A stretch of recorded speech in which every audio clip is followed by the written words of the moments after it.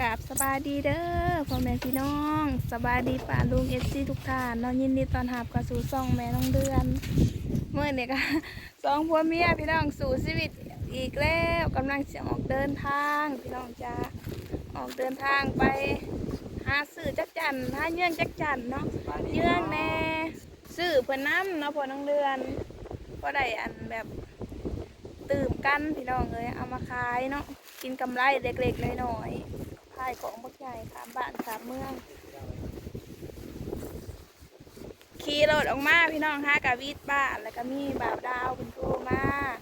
เพิ่นละสิไปหาอยู่เพื่อนพี่น้องเดินก็เลยออกมาวีดบ้านแล้วกำลังสิไปซื้อจักจั่นเนาะเพราะชีวิตประจำวันก็เปลี่ยนขาขายพี่น้องแบบพอได้แบบใส่ใจในครอบครัวนะพอน้องเดือนเพราะว่าภาระเฮาก็หลายแล้วก็บ่ได้ลงคลิป2 มื้อนะพอน้องเดือนบ่าวดาวเพิ่นว่ามีผู้ใหญ่ใจดีเพิ่นนั่นฝากเงินมาให้เฮาก็ถาเพิ่นพี่น้องเอ้ยเฮาก็ดีใจหุ่มๆแหละแบบเพิ่งสิได้ยินแบบนี้เนาะเกือบ2 ปีเลยแบบเกือบ2 ปีแล้วบ่ได้สัมผัสแบบนี้นะพี่น้องก็คืออันรอบแรกก็คือทางพุทธบอย 1,000 บาทก็ดีใจพี่น้องรอบนี้ก็ดีใจหุ่มคือว่าร้ายเติบพี่น้องเอ้ยเนาะสำหรับเราก็คือเป็นเงินเท่าไรก็100บ่100เหรียญเนาะแต่ตอนนั้นสาวน้ำเพิ่นเอาเงินมาให้หรือว่าน้องน้ำเนี่ยเนาะเพิ่นเอาเงินมาให้แม่ของเดือนก็บ่ได้ถ่ายคลิปตอนนั้นก็เพิ่นก็ฟ้าวแน่ก็ไปถ่ายคลิปเจ้าจอยอีกแล้วก็สิพาน้องเนยไปซื้อของกินของใช้เพิ่นว่าเนาะแล้วก็ขี่รถออกมาบ่าวควันน่ะนำหนาไปก่อนเลยพี่น้องจ้าเอาไปลองเดินจับ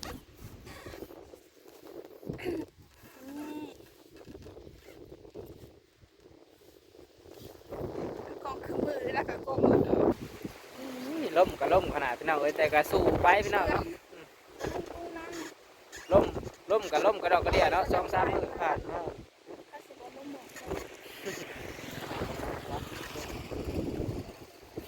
ล่ม2-3 มื้อแต่ก็สู้ไปคือเก่าพี่น้องเอ้ยเมื่อวานนี่แห่งเด็กกว่านี้เนาะเฮาไปอันกลางคืนเมื่อวานนี่พี่น้อง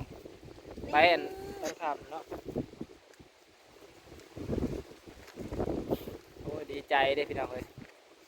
ดีใจที่มีคนมีผู้ใหญ่ใจดีหรือว่า FC เมตตาเนาะแม่นางเดือนเนาะ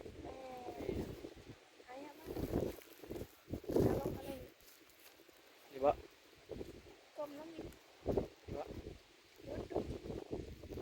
นี่พี่น้องจ้า3,300 บาทน้องทนน้องน้ำ200จะได้ก็ขอบใจทั้งอันแม่ทั้งเมืองนอกสิแม่นแม่หรือว่า FC หรือว่าเอื้อยหรือว่าหยังก็แล้วแต่เนาะพี่น้องเนาะผู้ใหญ่ใจดีเนาะอันเพิ่นว่าเป็น FC แม่นางเดือนเฮาก็เบิดก็ขอบคุณผู้ใหญ่ใจดีหลายๆเด้อที่ฝากเงินมาให้แม่น้องเดือนแล้วก็ให้สุขภาพร่างกายแข็งแรงร่ำรวยทุกเก่าเนาะความเจ็บจะได้ความขายอย่ามีเด้อให้เจริญก้าวหน้าในหน้าที่การงานเด้อให้มีคนหาคนแพงอินขอบคุณในหลายๆเดือนก็ว่าบ่เป็นสันพี่น้องเอ้ยดีใจแห้งเนาะมีแต่ว่าขอบใจทั้งอันบ่าวดาวแล้วก็เอามาหายบ่าวดาวน้องน้ำแล้วก็ขอบคุณผู้ใหญ่ใจดีก็ขอบคุณFC ทุกท่านที่เป็นห่วงที่หักแพงแม่น้องเดือนขอบคุณในหลายๆเนาะเฮาก็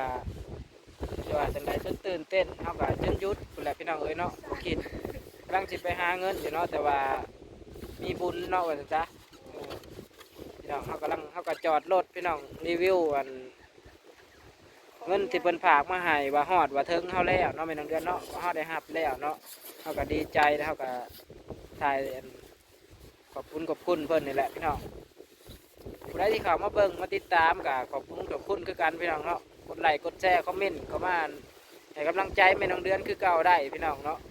อันสำหรับอันการเฮ็ดคลิปเฮ็ดหยังนี่ก็บ่ได้ห่างหายไปไสพี่น้องเนาะก็สิโดนหรือว่ามีอันมีเวลาไปถ่ายลงเนาะก็คือช่วงนี้ก็คืออันค่ำตอนนี้ก็ประมาณ4 โมงแรงตะเวนตกดินนะพี่น้องก็คือไปขอการเดินทางก็ใกล้เติบขามป่าที่มันเปลี่ยวขามหัวขามห้องขามแม่น้ำใหญ่รถนะขามแม่น้ำเซ่เนาะไปก็คือใกล้เติบพี่น้องเพื่อไปหอดนี่ก็มืดกินข้าวแรงแล้วเขาก็ได้ไปเยื่องจักจันมากก็เด้อเกือบเที่ยงคืนมาหอดนอนตี 3 ตี 4เขาก็ลูก ดุกไปเถอะไปหล่อซื้อนางจักจันกลับมาจากซื้อนางจักจันกับไปหล่อซื้อแมงจักจันกลับจากซื้อแมงจักจันก็คือมาหล่อคายพี่น้องเผื่อคายแล้วกับกูแหละบ่าย2บ่าย3จะได้กินข้าว 2 โมง3 โมงแรงมาปั่นที่เขาอาบน้ำแล้วก็ไปอีกพี่น้องเลยแทบไม่เห็นเวลาที่ได้อยู่น้ำลูก2-3 มื้อ วนเวียนกันไปเนี่ยนี่นั่นสิเป็นอาทิตย์พี่น้องเอ้ยเนาะตั้งแต่ลงคลิปไปคลิปแรกพุ่นล่ะพี่น้องเอ้ยเฮาก็ว่าง่ายคือฤดูจักจันทร์มันก็บ่แม่นว่าสิมีตลอดพี่น้องเฮาก็เลย มันโอกาสมัน น้ สั่ อน ย เนาะเขาก็ โอกาสมันสั้น มีโอกาสเนาะก็อยากหาเนาะฝนน้องเดือน สำหรับ FC ที่สร้างจักจันทร์เนาะก็มีหลายพี่น้องเนาะเฮาก็สิมาขอบคุณเลยพี่น้องเอ้ย ขอบคุณผู้ที่อุดหนุนน้ำเด้อ อุดหนุ ที่ น ซื้อ เฮา จักจันซอยก็ขอบคุณในไลน์เด้อผู้ใหญ่ใจดีซื้อไป หลาย ให้ เลยจัก ผู้ จันท ที่ ร์ เพิ่นหักแพงเนาะก็ขอบคุณถ้าเพิ่นอยากสั่งตื้มก็สั่งได้เด้อพี่น้องแม่น้องเดือนน่ะยินดีรับส่งให้ถึงที่ถึงเพื่อนเนาะฝนน้องเดือนบ่ว่าสิน้อยหรือหลายแม่เพิ่นก็รับส่งให้ พี่น้องเอ้ย แม่เฮาก็อยากขายอีกอย่างหนึ่งก็คือเฮาไปซื้อเพื่อมาขายกินกำไรเนาะฝนน้องเดือน แม่มา จากสุดกายทางไปหากับไปพอกันอยู่คุยอีกพี่น้องค่ะอันนั้นก็ทิ้งท้ายให้เบิ่งอีกเนาะ เปิดภาพมาตอนนี้ฮอดในเมืองแล้วพี่น้องเอ้ยหลังจากที่เดินทางมาก็ยังบ่ทันครึ่งพี่น้องแม่น้องเดือนนอนมากดเงินก่อนเนาะก็คือเงินทึนมื้อนี้เบิดพี่น้องเอ้ยเพราะว่าเขาโอนเขาลายพี่น้องเนาะมื้อนี้ทาง FC ก็ฝากมาซื้อก็โอนพี่น้องเนาะเฮาก็เลยได้มากดเงินออกพี่น้องเพื่อสิไปซื้อจักจันทร์ต่ออีกภายในมื้ออื่นพี่น้องเอ้ยส่วนเช้ามวยบอกควันพี่น้องเอ้ยเพิ่นเมื่อเพิ่นก่อนเลยเนาะเพิ่นว่าสิท่าอยู่4แยกนี่พี่น้องแต่ว่าบัดมาแล้วบ่เห็นเนาะสงสัยเพิ่นขี่รถก่อนนะพี่น้องเอ้ยรถก็หลายพี่น้องเนาะอันนี้เป็นเมืองอันซ่องคอนพี่น้องเอ้ยเนาะบ่อนเฮาสิไปนั่นมันขึ้นกับเมืองใหม่แล้วพี่น้องเป็นเมืองส้นแล้วเนาะก็คือว่าเดินทางไปอีกไกลเติบแล้วพี่น้องเกือบเป็น100 กิโลพุ่นแล้วพี่น้องเอ้ยเป็น100 โลพุ่นเป็นเนี่ยเพื่อสิฮอดเนาะ หากันมาหอดเคิงทางพ่อแม่พี่น้องเลยเอาเริ่มมืดเลยเอารถบ่ไป ดินทรายเป็นเรื่องหัวเข่า ใช่มากระดอกกระดิ่งเอาเช็ด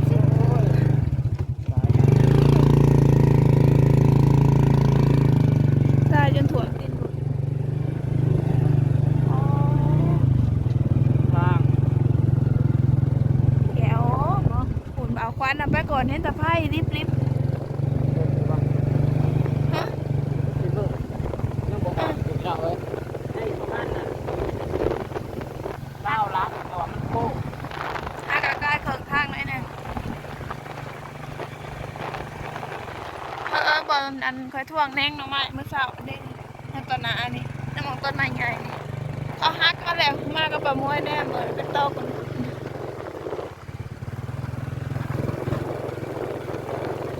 ทางไปพี่น้อง ประมาณ6 ลักเนาะ ที่แม่น้องเดือนว่าหวานทางไปนะมันสิเช็ดของทางไปนะมันสิเปรี้ยวแม่น้องเดือนว่ะมันเปรี้ยวแห้งอันนี้ได้พี่น้อง มันจะไปดัดเสามันไกลเนาะ คันไปลาดเศร้ากับบ่ได้มันไกลมันหนาวพี่น้องเลยอันคือผมสิว่าคนอ่านช่องเถื่อนยังว่าหมออยู่ ที่แม่น้องเดือนว่าทางไปมันเปรี้ยวนั่นนี่แหละ มันเคยมีแบบว่าประวัติเขาหลัดรถนะพลเรือนแบบรถใหม่ๆกันนี่นะเขาหลัดตีเอารถบางทีก็ขี่มาขี่กาวเนาะหลัดตีเอาอันทรัพย์สมบัติชิงทรัพย์บางคนคัดคืนแล้วก็เข้าขาถิ่มพี่น้องเลยบางคนกับบาดเจ็บ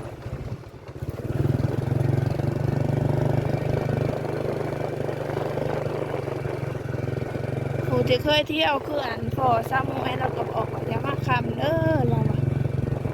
เท่ากับว่าอยากเมื่อคำนะพอน้องเดือนแต่สถานการณ์มันบีบบังคับมาจุดคำ บอกเขามาขายเนี่ยมันกับคำนะเพื่อจะได้อาบน้ำอาบในแล้ว ครึ่งรถนี่ปวดแขนมาแล้วขาไปอยากสลัวเพราะว่ามันตะเวนมันตกดินแหละมันมืดสำลาบเนี่ยไปพอกันทางลงเซ่มันก็จะถ่ายให้เบิ่งไอ้ทางเปรี้ยวๆนี่จักกิโลกับน้องเดือนประมาณ10 กิโลบ่เปรี้ยวแล้วพี่น้องเปรี้ยวคือเห็นเนี่ยแหละมันบ่มีแบบบ้านเฮือนคนเลยมันมีแต่ป่าทางมันเป็นทางดินทรายแต่มันมีเส้นทางเดียวที่ไปนี่เป็นเส้นทางลัดแต่ทางใหญ่นะก็คือแบบทางดีมันก็มีแต่มันไกลแห้งอะไรอะรอมันไกลคล้ายๆคืออันถ้าวนตัวอ้ออ่างอะไรพี่น้องเลยเมนบอก3 เท่าคล้ายๆคืออันตัวหัวอ้ออ่างกับหางอ้ออ่างอะไรมันวนเนี่ยนั่นแหละขนาดทำสไปแบบมันแบบไกลแห้ง3-4 เท่า นี่เนาะพี่น้องตอนนี้ก็มาฮอดบักแล้วพี่น้องเอ้ยแม่น้องเดือนก็แลกเงินบ่อนที่2แล้วพี่น้องแลกเงินเอาเงินน้อยเนาะหลังจากกดแล้วพี่น้องเอ้ยก็แลกเอาเงินน้อยอีกไว้ซื้อพี่น้องเอ้ยอันนี้ก็เป็นทางบักพี่น้องทางเซ่ใหญ่พี่น้องเอ้ยมันก็จอดแล้วพี่น้องเนาะเพราะว่าหน้านี้เป็นหน้าแรงเฮาก็สิได้ไปต่อพี่น้องเอ้ยมันก็อยากมืดแล้วเนาะโอ้อันนั้นเป็นครัวสิเฮ็ดใหม่พี่น้องเอ้ยเสร็จครัวใหม่เนาะแต่ได้ก็พอกันอยู่บ้านชาวมวยอีกพี่น้องเลยแต่ได้ก็ฝากติดตามรับชมนำกันพี่น้องเนาะสำหรับคลิปนี้ก็พอสำนีเนาะพอสำนีเนาะแต่ได้ก็พอกันคลิปหน้าอีกพี่น้องแม่น้องเดือนสิอัปเดตอันการสื่อการขายบ่หรือว่ามีคลิปอะไรให้เบิ่งก็ติดตามรับชมไปนำกันพี่น้องสำหรับคลิปนี้ขอกล่าวคำว่าสบายดีพี่น้องเลย